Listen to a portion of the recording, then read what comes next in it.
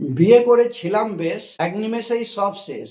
এখানে বিয়ে বলতে রেজিস্ট্রি বিয়ের কথা বলা হচ্ছে, কোনো ধর্মীয় আচার অনুষ্ঠান বা সামাজিক বিয়ের কথা বলা হচ্ছে না। আপনি যদি আইন মতে রেজিস্ট্রি বিয়ে করে থাকেন আর সেই বিয়ে সামাজিক বা ধর্মীয় রীতিনীতি মেনে হওয়ার আগেই আপনার যদি মৃত্যু ঘটে থাকে, তাহলে প্রশ্ন হলো আপনার স্ত্রী কি আপনার সম্পত্তির মালিক হবে, বা সে কি অংশীদার বা ওয়ারিশ হিসাবে আপনার সম্পত্তির দাবি করতে পারবে?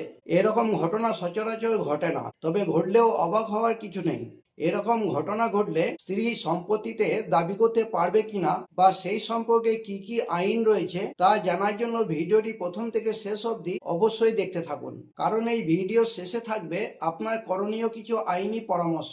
আজকের এই ভিডিওতে জানাবো রেজিস্ট্রি ম্যারেজের পর সামাজিক বিয়ে সম্পন্ন হওয়ার আগেই যদি স্বামীর মৃত্যু হয়, তাহলে স্ত্রী কি স্বামীর সম্পত্তি দাবি করতে পারবে? হিন্দু আইনে স্ত্রী কখন স্বামীর সম্পত্তি দাবি করতে পারে?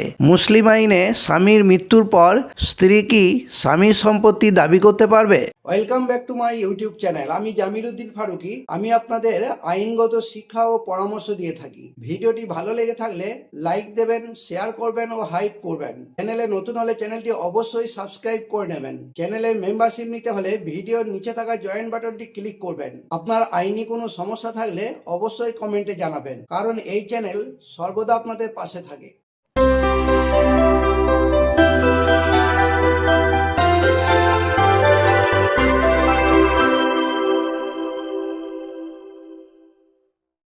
রেজিস্ট্রি ম্যারেজের পর সামাজিক বিয়ে সম্পন্ন হওয়ার আগেই যদি স্বামীর মৃত্যু হয়, তাহলে স্ত্রী কি স্বামীর সম্পত্তি দাবি করতে পারবে? রেজিস্ট্রি ম্যারেজ অর্থাৎ আইনি বিবাহ হওয়ার পর সামাজিকভাবে বিয়ে না হলেও স্ত্রী স্বামীর সম্পত্তিতে আইনি অধিকার পেতে পারে। তবে এই আইনি অধিকার পেতে হলে কিছু আইনি শর্ত ও সুপ্রিম কোর্টের কিছু রায়ের প্রতি আলোকপাত করা প্রয়োজন। রেজিস্ট্রি বিয়ে বনাম সামাজিক বিয়ে।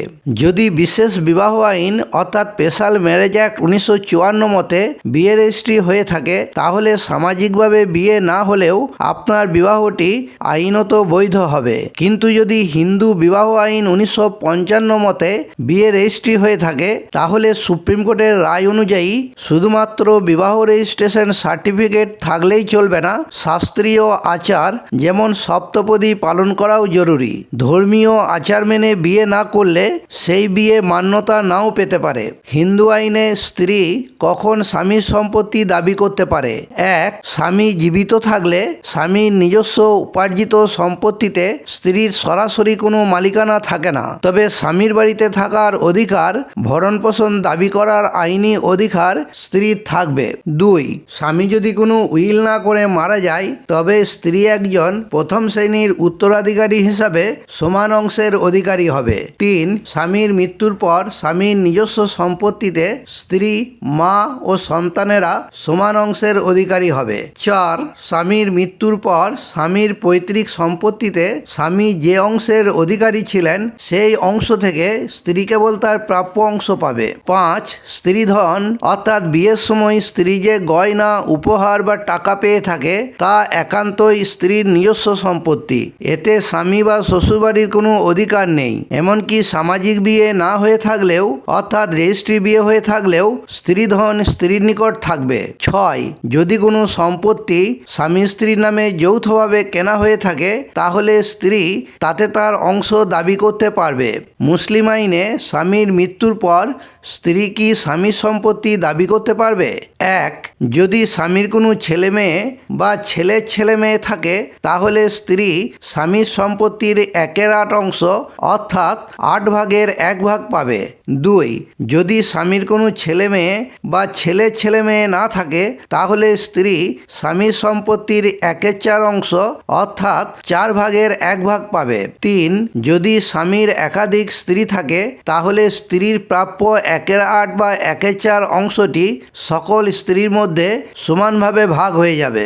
চার, বিয়ের সময় নির্ধারিত দেনমোহরের টাকা স্বামী জীবিত থাকাকালে যদি পরিশোধ করে না থাকে, তবে তার মৃত্যুর পর সেই টাকাটি একটি ঋণ হিসাবে গণ্য হয়। স্বামীর সম্পত্তি ভাগ হওয়ার আগে এই মোহরের টাকা স্ত্রীর প্রাপ্য। পাঁচ, স্বামী যদি তার সম্পত্তির কোনো অংশ স্ত্রীকে উইল করে দিয়ে যেতে চান, তবে তিনি তার মোট সম্পত্তি সম্পত্তির সর্বোচ্চ 1/3 অংশ অর্থাৎ 3 ভাগের 1 ভাগ অন্য কোনো উত্তরাধিকারীদের সম্মতি ছাড়াই উইল করতে পারে। এর বেশি অংশ উইল করতে চাইলে বাকি উত্তরাধিকারীদের সম্মতি প্রয়োজন। পরামর্শ: 1. ডেথ সার্টিফিকেট অর্থাৎ মৃত্যু সার্টিফিকেট সংগ্রহ করুন। 2. উত্তরাধিকার সার্টিফিকেট সংগ্রহ করুন। 3. কোন আইন মতে বিবাহ হয়েছে বা রেজিস্ট্রি হয়েছে সেই সংক্রান্ত তথ্য বা নথি সংগ্রহ করুন। 4. মৃত ব্যক্তির মোট সম্পত্তি নির্ধারণ করুন। 5. মৃত ব্যক্তির কোনো দায়বদ্ধতা যেমন ধার দেনা, ব্যাংক ঋণ ইত্যাদি থাকলে তা পরিশোধ করুন। 6. মৃত ব্যক্তির শেষ ক্রিয়াকর্ম করার খরচ পরিশোধ করুন। 7. উত্তরাধিকার আইন অনুযায়ী সম্পত্তি ভাগ বন্টন করুন।